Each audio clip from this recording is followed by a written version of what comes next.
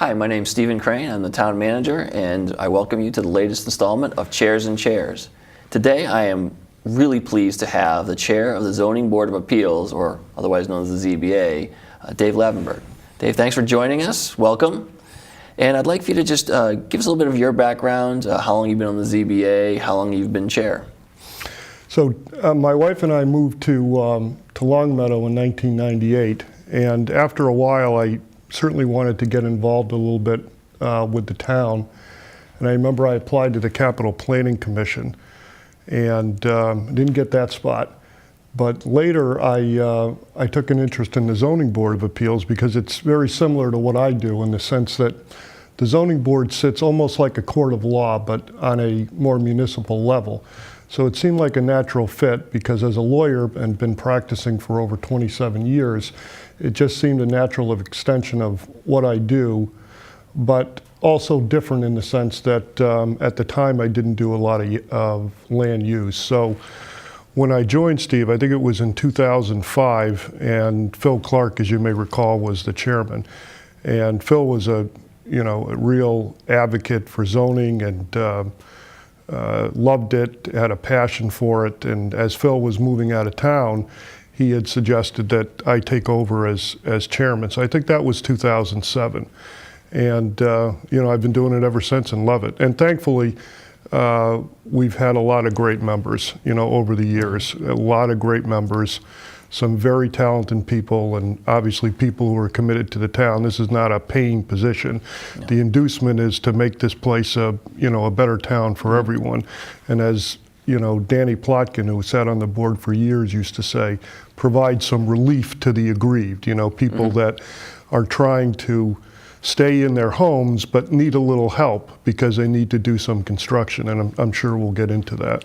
Sure, and I think one of the things that's a key distinction about the ZBA as opposed to other appointed boards and committees is that it has regulatory authority given to it both by state statute and by local bylaw. That's true. It's not advisory to the select board like many other boards and committees. It makes its own decisions, and its decisions are final unless you challenge them in a court of law. Exactly, and they can be appealed. And I can't recall many that we've had that have gone up to the Housing Court or the Superior Court, but it has happened, and to your point, it certainly can happen. Mm-hmm.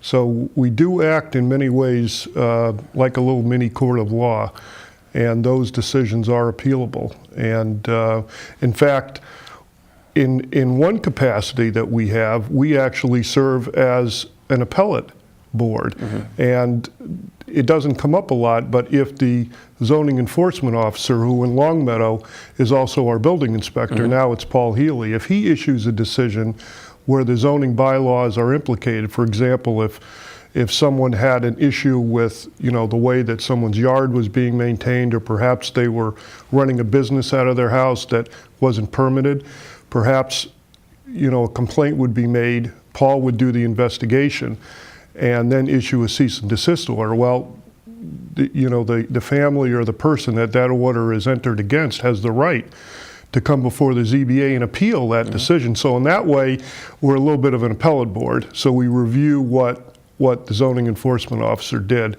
And that doesn't come up much. As you know, most of our work is in the special permit area. Which is, for those watching, our zoning bylaws have certain regulations in terms of what you can build where and how big and how close to the setback line and things like that. Right. And so how that normally plays out is someone will come in for a building permit application, and they will put in the building permit what they're going to do.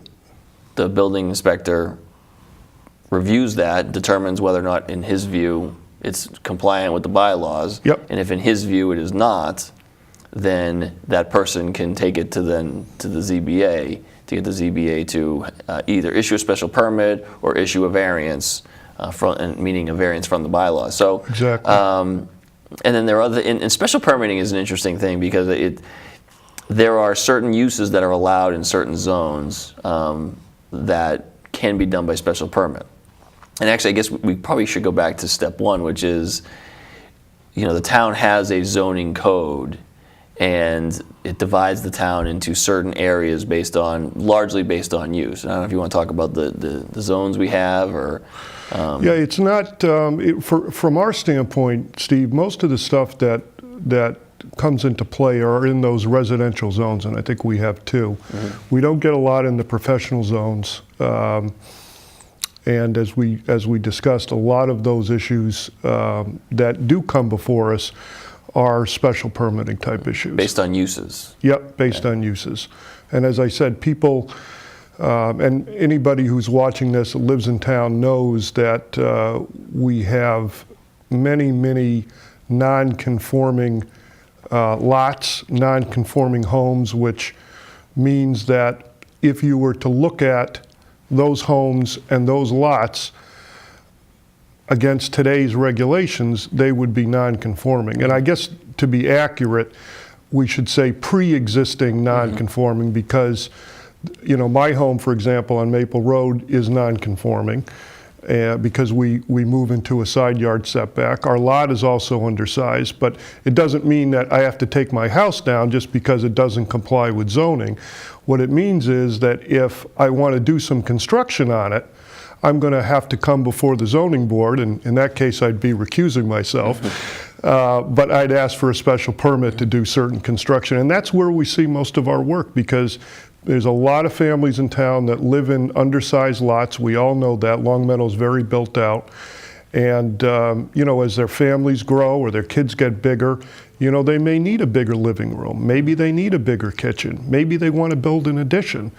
And because those homes are pre-existing non-conforming, because the lots are undersized or the homes, you know, eke into a setback, you know, they got to come before us. And to your point about the building inspector, we have a really good department in the sense that when people do come before Paul requesting that building permit, he does take the time to provide some guidance, because you have to remember that people are not represented by council. They don't really have an understanding of zoning, and that's perhaps one of the reasons we're doing this, you know, this video today, so that people have a better sense of what they're going to be confronted with when they have to, at least they feel like they have to make those changes. So Paul will direct people down the right path, and he'll explain to them why they'll need that special permit or why they may need a variance.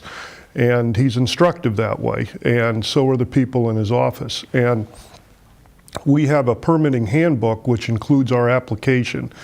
And if everything goes correctly, people will be provided that application, and they'll see the things that they need to submit to the Zoning Board of Appeals, and they'll be walked through the process, which is essentially filing that application and then waiting a period of time for a hearing, which is then published and noticed, mostly to the neighbors, because, you know, people's neighbors have the right to weigh in if they think, for example, your proposed addition, if that's what the applicant wants to do, might somehow detrimentally affect, you know, the use of their property.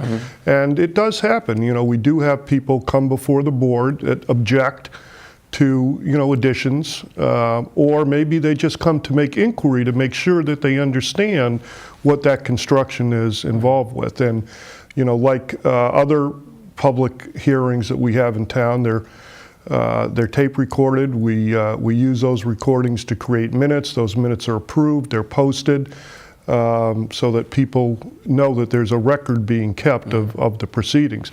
And to your point earlier, you know, we do serve as that kind of a legal board, and our decisions can be appealed, so we do need to keep that record.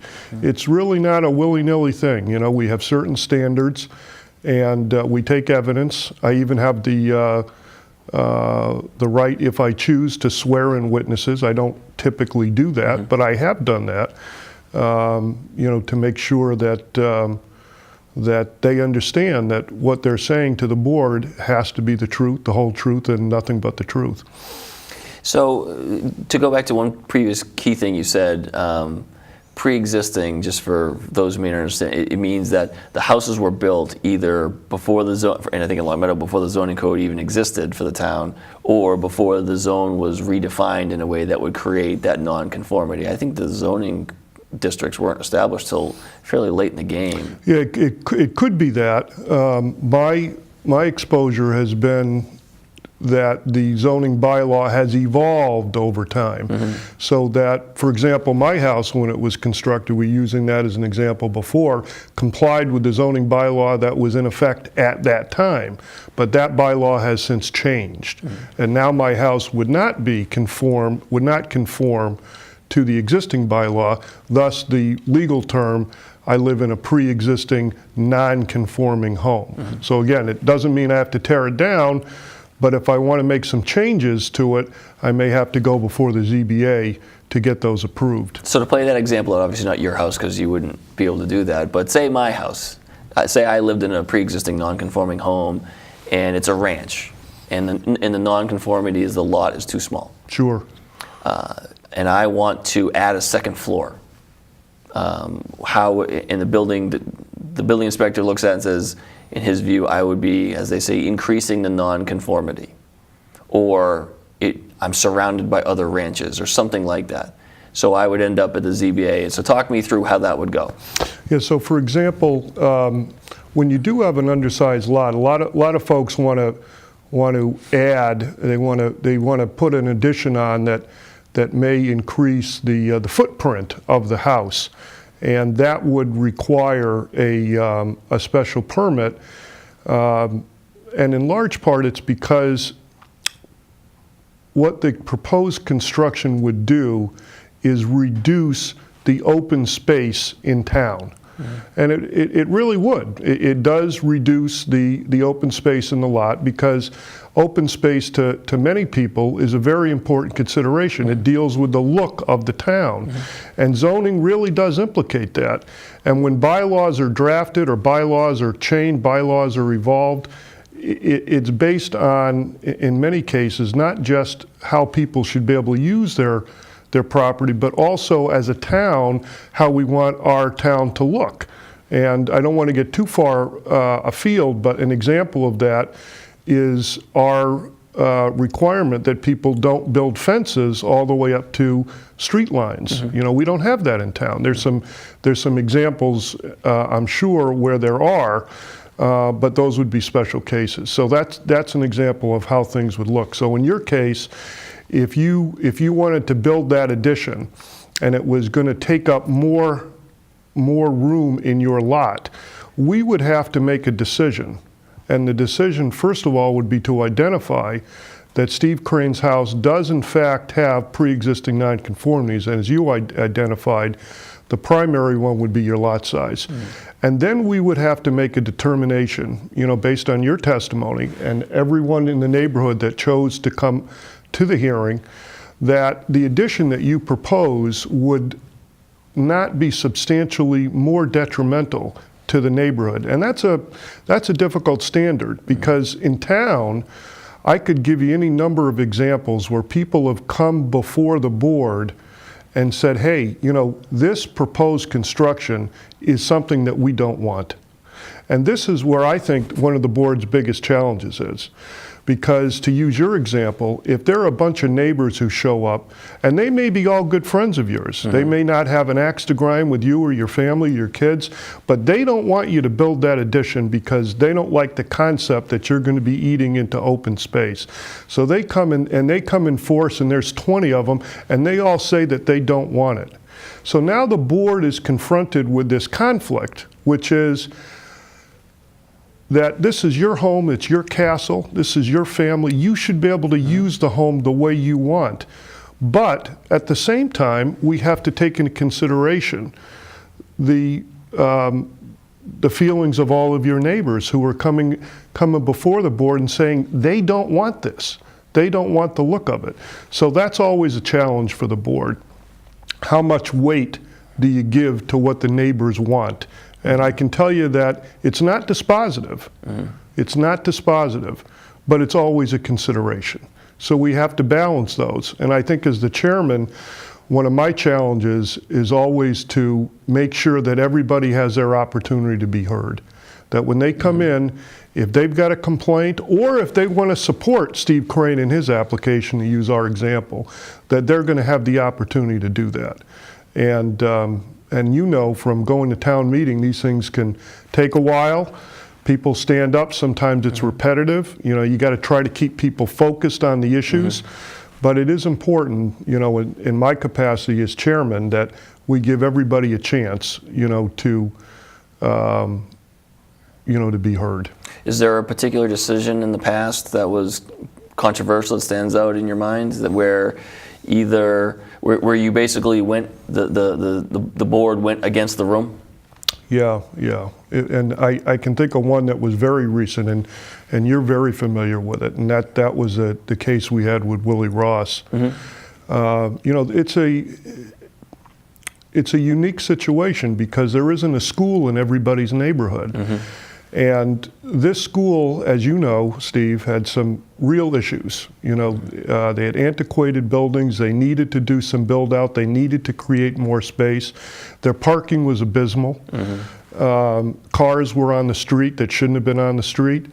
But there were a lot of neighbors who did not want the new construction because, as you may recall, on Nevins, you know, that building, that facade of that main building is pretty high. And as a neighbor on Nevins who gets up every morning and picks up the paper or, you know, goes out to, you know, drop the kids off for school, you're looking at that facade and saying, wow, that's out of character with the neighborhood. Well, yeah, it is. You know, it is out of character, but that's because it's a school and they have the right to be there. So to answer your question, in that case, virtually everyone that attended that hearing, and we had a special hearing, as you may recall, at Willie Ross because we needed the room, opposed that application. They opposed it, but we granted it because it was the right thing to do legally. Yes, there were concerns about taking trees down and adding parking lots. And as you may recall, you know, water runoff was a big issue. And thankfully, it was not an issue that the board had to deal with because it was bumped to planning and zoning for that issue. And planning and zoning had to deal with that, and they did. But yeah, to answer your question, there was a lot of folks who were against that. And we had a big meeting, and you know, a lot of people testified. Yeah, there's for those watching, the ZBA really focuses on dimensions insofar as what is the largest allowable dimension, how far is the structure from the setback lines, sure, and then uses. Is the property being used in accordance with the zoning, and if not, does it require a special permit, or is it just simply not allowed as a use? When it comes time to what does the site look like, where does the structure sit on a particular parcel, that's called site and design review, and that's something that is the planning board's responsibility. Sure. And many projects often have to go to both the planning board and the ZBA, but there are different areas of decision making that each board has, and I think it's a good clarification for folks who may not fully understand, because we don't do a lot of development in Long Meadow, as you know. That's right. That's right. Most of the houses have been built for, you know, the town largely got built out back in the late 70s, early 80s. Sure. So most of the homes have existed here for many years and haven't had, you know, major dimensional renovations. Yep. So one of the things, though, I want to talk a little bit about use, because it's my understanding, and correct me if I'm wrong, the ZBA can grant variances, which is basically permission to do something in excess of what the bylaw says for dimensions, but can't give variances for uses. Is that correct? Well, I'm not sure I understand. I know, Steve, that I understand exactly what the question. When you say a variance for a use, you mean, can you give me an example? So, under the zoning bylaws, if you can have a home office by special permit. Yep. But you can't have, say, like a retail operation. You can't open a retail store in your house if it's zoned residential. Right. not even with a special permit. And so I couldn't come to you and say, hey, can I have a variance from this bylaw? Yeah, correct. Because of the use. But if I said, I want to be able to build a garage, it's a 10-foot setback, I want to build a garage, and it would go into 8 feet within the setback, you could give me a variance for that. Yeah. I think you hit the nail on the head. The area that we see requests to, I'll use the word vary because it wouldn't be a variance, but that vary from the allowed uses in the various zones are by special permit. Home occupation permits is a really big deal. And I think that as we improve as a society with technology, that there's going to be more and more occasions, that people are going to have to have home offices, to have home businesses, to be able to work out of their homes. And right now, and if folks that are watching this, if they were to go into our bylaws, which are on our website, they can look at, they can see what a home occupation is. And there's really not a lot of wiggle room. You pretty much have to use a very small area of your house. You can't have the creation of any significant traffic. You can't put up signs. You can't have excess noise or smell. So the idea is that when the bylaw was drafted and people were sitting around thinking, what do we want our town to look like? These folks probably said, we want to preserve the residential character of the town.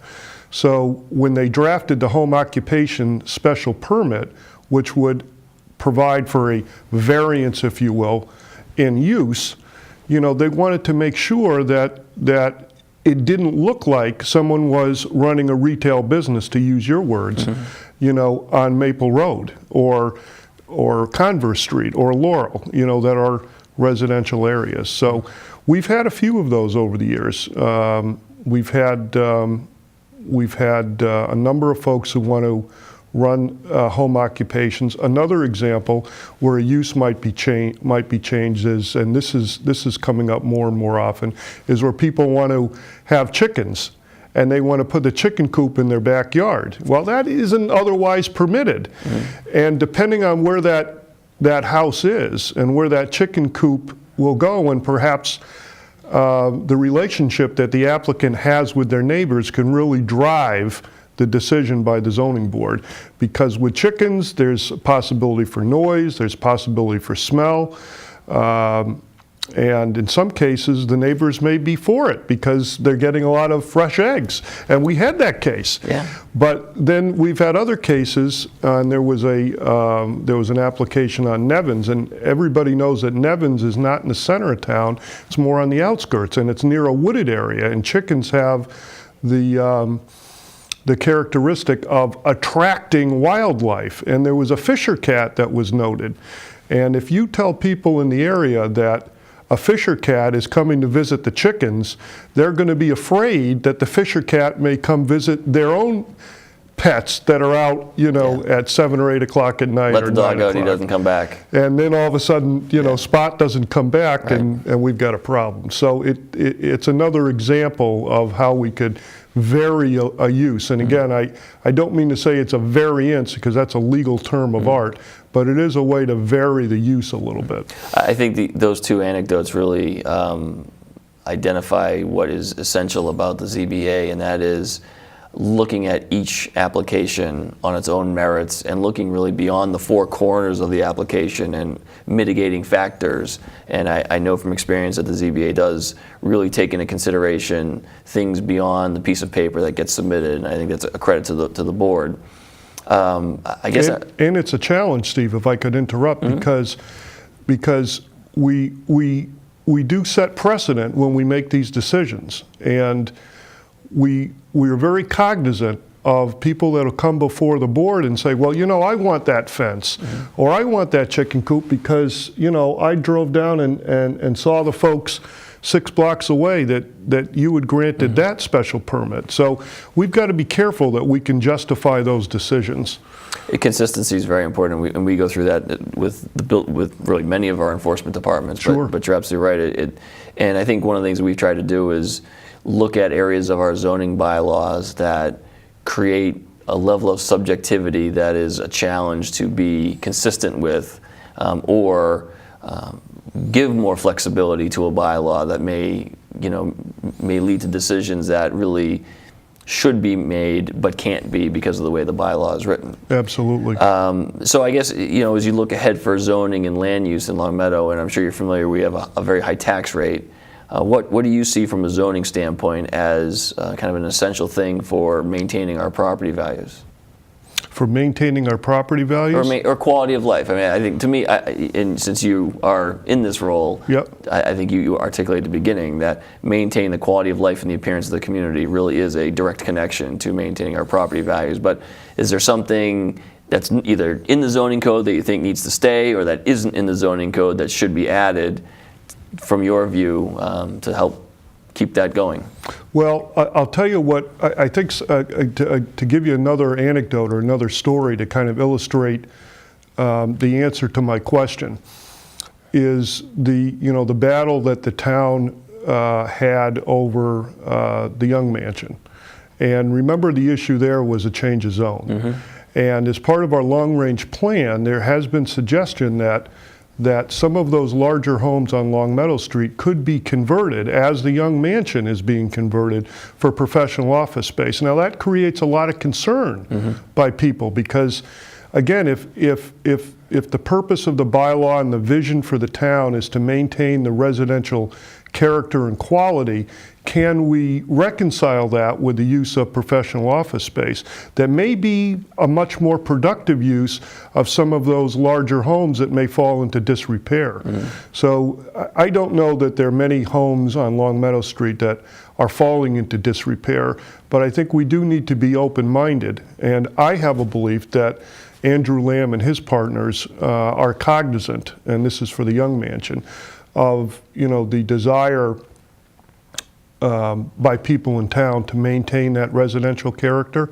and I think they're going to be able to reconcile that with their use of the mansion for professional office space. And I could be wrong, we'll see, but it is highly regulated. It's looked at, so I'm hoping that the final product is going to be one that everybody will be happy with, because it is a part of our town that we want to preserve. Sure. So I think to answer your question, I think we have to be open-minded about what we're doing with our homes in the future and how best to maximize our tax base and revenue while still maintaining that residential character that we all want to preserve. And you made the comment about technology, really, perhaps, and how workplaces really are evolving and workspaces are evolving. It's funny, when we were in the middle of all of that a year or so ago. Sure. I was fortunate to be able to take a trip to Savannah. And if you walk through Savannah, which, especially the historic parts of Savannah, it's beautiful. And they have these little these squares that are all surrounded by kind of townhouse style homes that are all very historic. And you had to look. I'm walking around, I looked closely and I saw that there were signs, subtle, but signs next to the doors that would say Joe Smith, MD, or Sure. Jane Doe, Sure. Attorney at law. And then there were others that didn't have the signs. And after walking around for a bit of the day, I realized that it was almost indistinguishable which of the houses were being used for offices and which of the houses were still, residential homes. And I think that, to your point, I think there could be a future for Long Meadow where maybe not necessarily through like a zoning overlay or something like that, but maybe through special permit and use, where you could kind of have that mixture, and instead of the idea that Long Meadow Street is going to end up looking like Route 5 in Enfield, right, it could look like Savannah and be economically viable. But I think change is sometimes difficult for people. I know in my career as a municipal official, that's been the single biggest obstacle is aversion to change. But I do think Long Meadow Town Meeting has been pretty progressive, and we're fortunate to have regulatory bodies that separate themselves from the emotion of an application. I've seen the board do that many times, and you guys do an excellent job with it. Thank you, Steve. Any final thoughts you want to add? I think this was a great idea. I can't stress enough, how important it is that that people have an understanding of what the boards and the committees do so that they can access those when they need them. And I encourage everyone out there to attend these meetings, even if they don't necessarily have a position, pro or con, just to develop an understanding. And we know, for example, in the Planning and Zoning board that they hold meetings prior to town meetings to discuss and vet issues, and I think the participation in town over the years has been abysmal. And I would encourage people to to go to those meetings, to go to zoning board meetings, other meetings, so that they have a better understanding, so that when these issues are presented at town meeting, that they're much more informed and educated, and they can make a considered, render a considered opinion and a vote.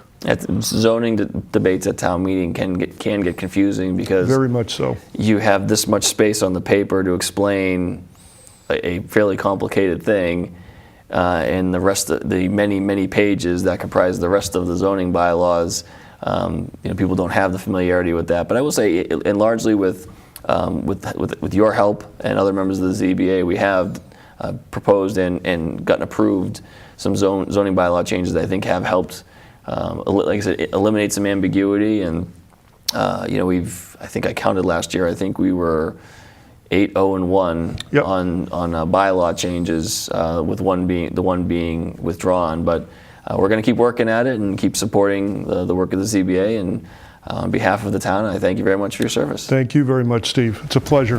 Great seeing you, Dave. Thank you.